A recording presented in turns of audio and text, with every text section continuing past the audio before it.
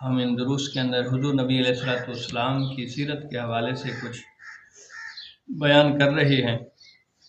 آج حضور نبی علیہ الصلوۃ والسلام کے حلیہ مبارک کہ آپ کیسے تھے دیکھنے میں، اس حوالے سے آپ کی سماعتوں کی نظر چند الفاظ کرنے کی کوشش کروں گا۔ حضور نبی علیہ الصلوۃ والسلام کے بارے میں سب سے پہلے تو جو آپ کے دربار کے شاعر بھی تھے اور نعت خوان بھی تھے، حضرت حسان بن ثابت، یہ وہ شاعر تھے کہ جن کے بارے میں نبی علیہ الصلوۃ والسلام نے فرمایا تھا کہ اے حسان تم میری نعت لکھ، جبریل تیری مدد کرے گا۔ اور یہ وہ حضرت حسان ہیں جو نبی علیہ الصلوۃ والسلام کی بارگاہ کے اندر یعنی سرکار تشریف فرما ہوتے اور حضرت حسان سرکار کی نعت پڑھتے۔ سبحان اللہ۔ تو حضرت حسان نے جملے کہے ہیں اور سرکار کریم علیہ الصلوۃ والسلام کی تعریف بیان کی ہے، وَأَحْسَنُ مِنْكَ لَمْ تَرَ قَطُّ عَيْنِ، کہ آپ جیسا حسین میری آنکھ نے کبھی نہیں دیکھا۔ وَأَجْمَلُ مِنْكَ لَمْ تَلِدِ النِّسَاء، اور آپ جیسا جمیل آج تک کسی ماں نے پیدا ہی نہیں کیا۔ خلقت مبرأ من کل عیب، اللہ رب العزت نے آپ کو ہر عیب سے پاک پیدا کیا ہے۔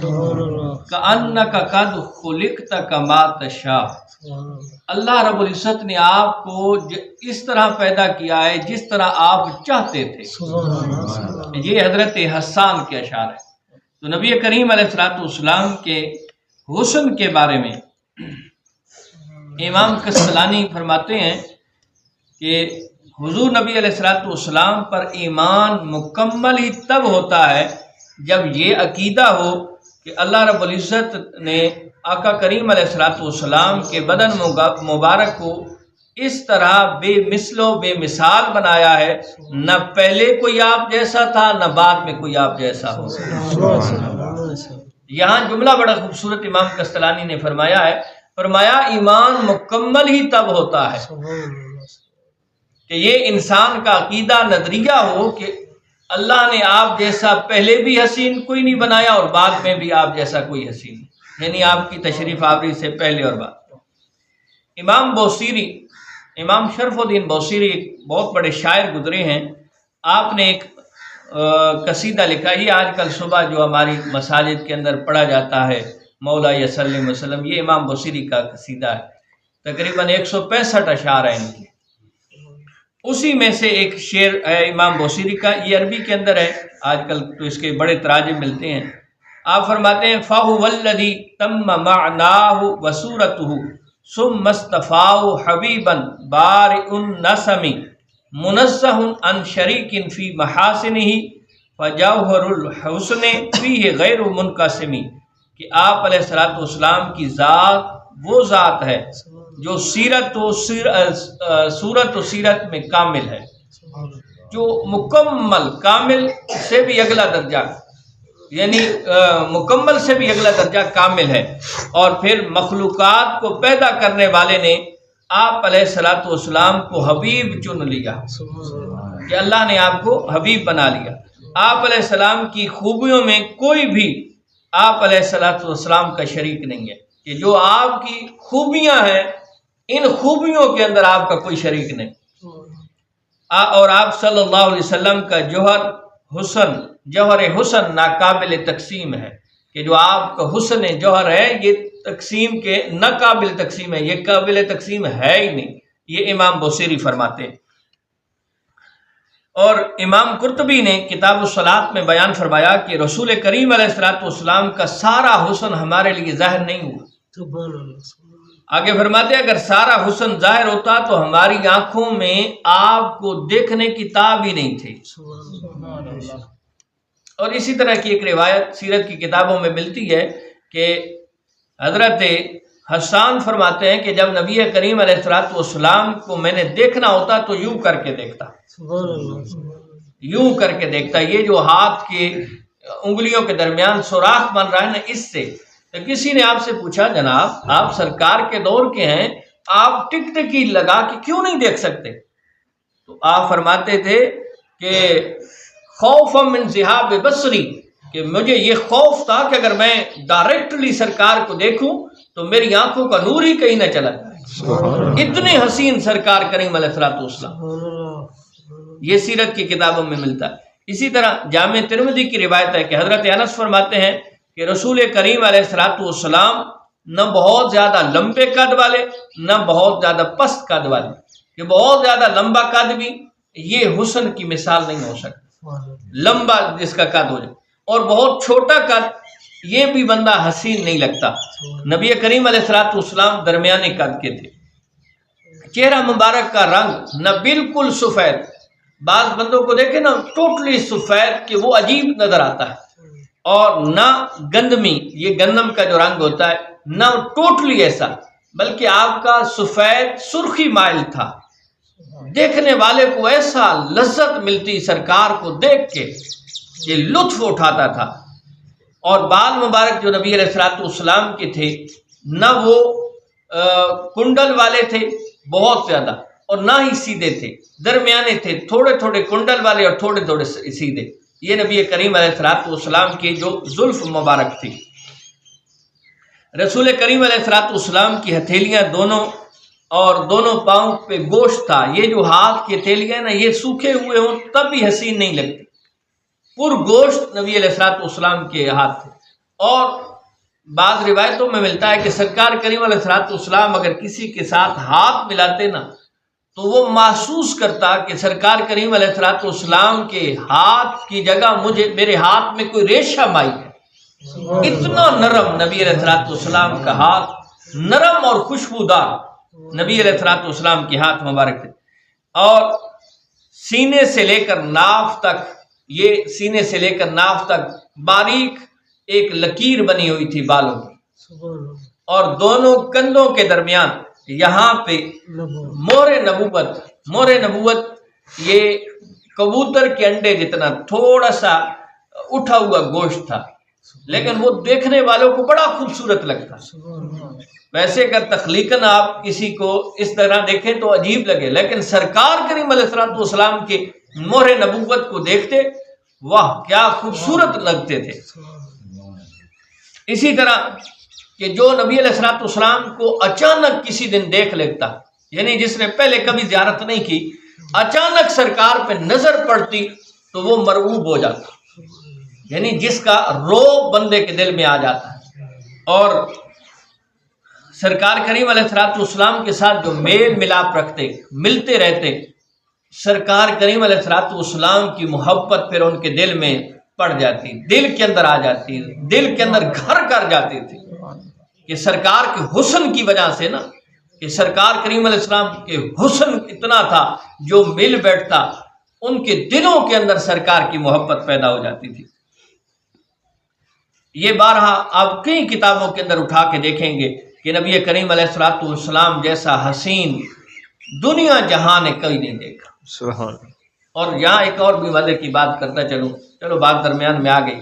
سرکار کریم علیہ الصلوۃ والسلام کی جو داڑھی مبارک تھی نا گنی تھی، مکمل خوبصورت، اور وہ مٹھی بار داڑھی تھی، اور یہ قدرتاً سرکار کریم علیہ الصلوۃ والسلام کی داڑھی۔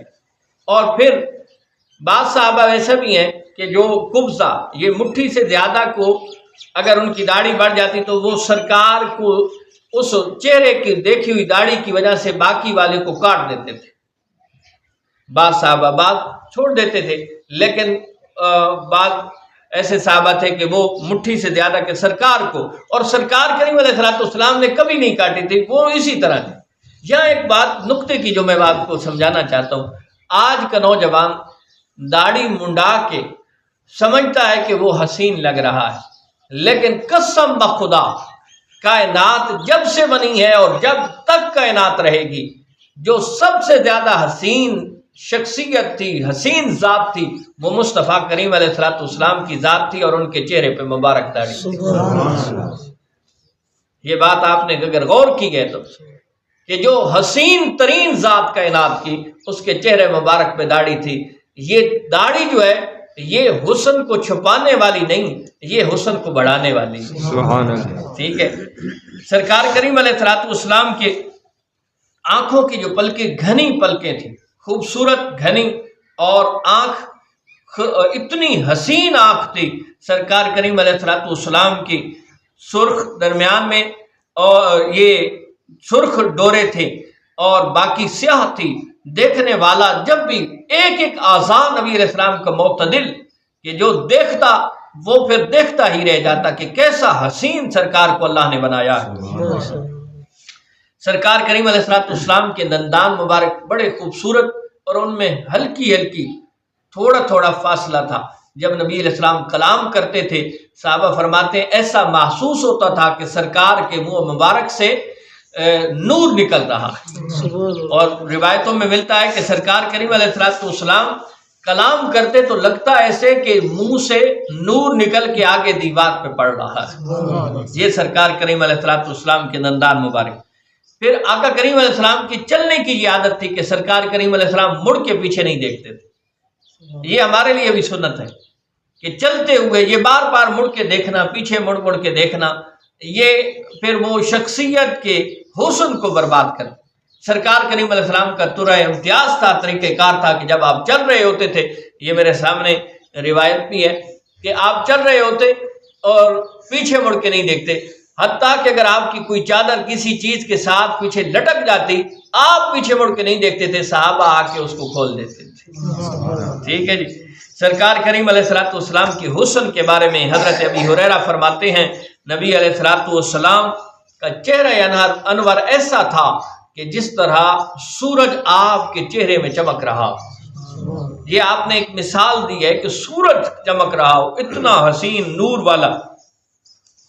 اور حضرت ام معبد وہ ہے کہ جہاں نبی کریم علیہ السلام اور حضرت ابو بکر صدیق رضی اللہ تعالی عنہ دوران ہجرت جس مائی کے گھر میں کچھ دیر آپ نے آرام کیا تھا، یعنی آپ سفر میں تھے تو کچھ دیر وہاں پہ رکے تھے، وہ آپ کو پہچانتی نہیں تھی، اس کا شوہر بھی اس وقت نہیں تھا، تو سرکار کریم علیہ السلام نے فرمایا کچھ کھانے کے لیے؟ اس نے کہا کچھ نہیں ہے۔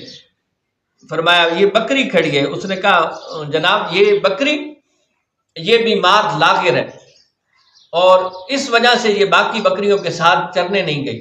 سرکار کریم علیہ السلام نے بسم اللہ پڑھ کے اس کے تھنوں پہ ہاتھ لگایا، پھر اتنا دودھ آیا، سرکار کریم علیہ السلام نے نوش فرمایا۔ سیدنا صدیق اکبر نے ام معبد کے گھر کے اندر جتنے برتن تھے سب کے سب دودھ کے ساتھ بھر گئے۔ سبحان اللہ۔ تو حضرت ابو بکر اور سرکار کریم علیہ السلام وہاں سے تشریف لے گئے تو حضرت ام معبد کے جب شوہر آئے اس نے کہا آج ایک ایسا، اور اس نے وہ اپنی طرف سے نام دیا کہ ایک مبارک آیا تھا، مبارک۔ اس نے کہا کوئی اس کے حسن کی بات تو کرو، وہ بات بڑی قابل غور ہے۔ اس نے کہا میں اس کے حسن کی کیا بات کروں کہ جو دور سے بھی حسین لگتا تھا اور بندہ جب قریب بھی اس کے ہو جاتا تب بھی حسین لگتا تھا۔ یہ فطرت کی بات ہے کہ کوئی چیز دور سے بڑی خوبصورت نظر آتی ہے لیکن جب بندہ پاس آئے قریب آئے نا وہ اتنی حسین نظر نہیں آتی۔ ام معبد فرماتی ہیں میں نے اس مبارک کو دیکھا ہے کہ جو دور سے بھی خوبصورت نظر آتا تھا اور بندہ جب اس کے پاس جاتا تب بھی وہ خوبصورت اور حسین نظر آتا تھا۔ آخر میں حضرت جناب ابی طالب کا وہ شعر، پھر گفتگو کو ہم ختم کر دیتے ہیں ورنہ یہ یار کی باتیں ہیں ختم ہونے والی تو نہیں ہیں۔ وہ حضرت جناب ابی طالب نے فرمایا تھا وَأَبْيَضَ يُسْتَسْقَى الْغَمَامُ بِوَجْهِهِ سِمَالُ الْيَتَامَى عِصْمَةٌ لِلْآرَامِلِ۔ حضرت صلی اللہ علیہ وآلہ وسلم کا وہ روشن چہرہ ہے کہ جس کے وسیلے سے بارش کی دعا مانگی جاتی ہے۔